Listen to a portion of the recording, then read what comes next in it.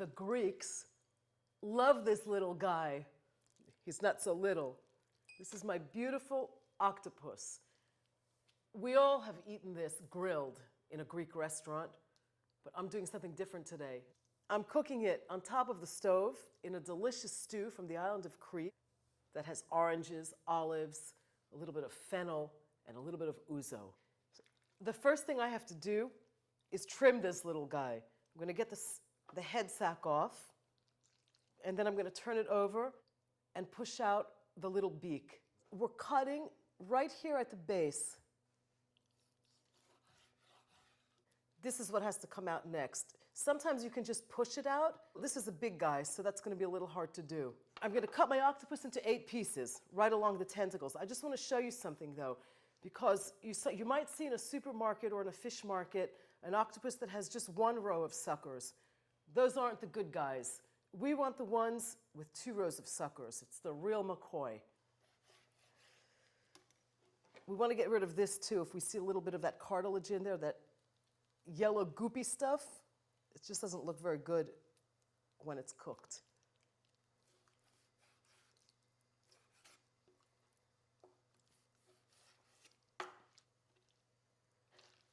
This might look like a lot, but it's going to cook down to almost nothing. Warming up my pot before I add my Greek extra virgin olive oil. puree.To extra virgin olive oil from Sauté in Crete. I'm going to sweat my onions, a little bit of fennel. I'm going to cover the pot and sweat them. And now I'm going to add my garlic. There are many ways to cook a beast. I do it a way that my husband's grandmother taught me many years ago, and that's without any liquid whatsoever in the pot. The Greeks are poets sometimes, and they have an expression for this. They say that the octopus exudes the sea. Cooking octopus is not an exact science. We don't ever know quite how long it's going to take. Let's see what's going on in here. For me, a properly cooked octopus is like a good steak. We have to work at it to get the flavor. We don't want it too soft. It should be a little on the chewy side. My ouzo. My tomato. I'm just using canned chopped tomato right now. The oranges and the bay leaf. I always squeeze the slices a little bit.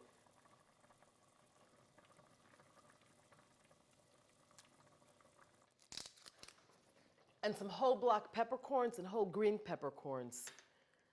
I haven't put any salt in my octopus. Remember, it exudes the sea, so it's usually naturally salty.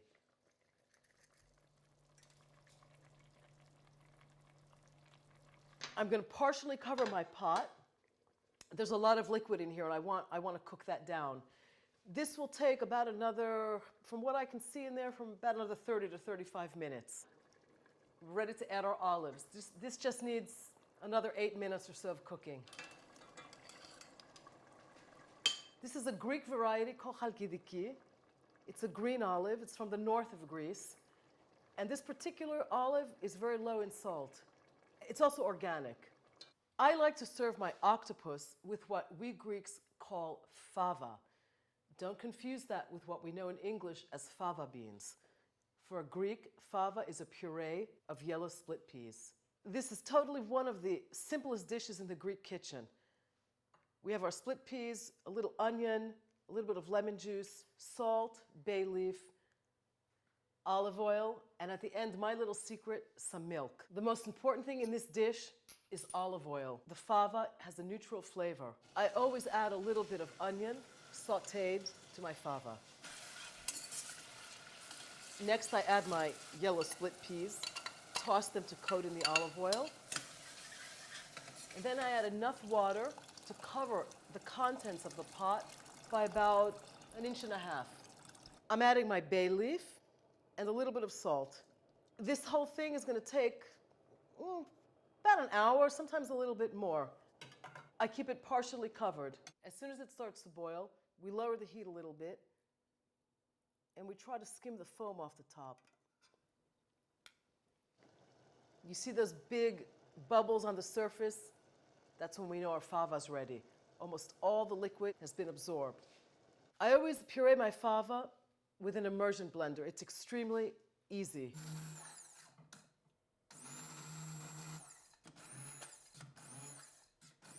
You add olive oil and lemon juice and a touch of milk in alternating doses.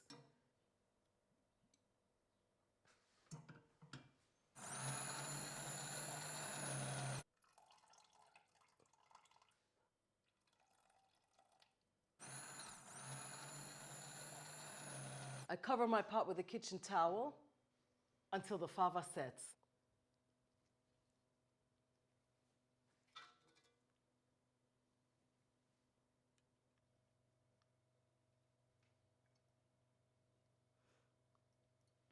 Doesn't that look really good?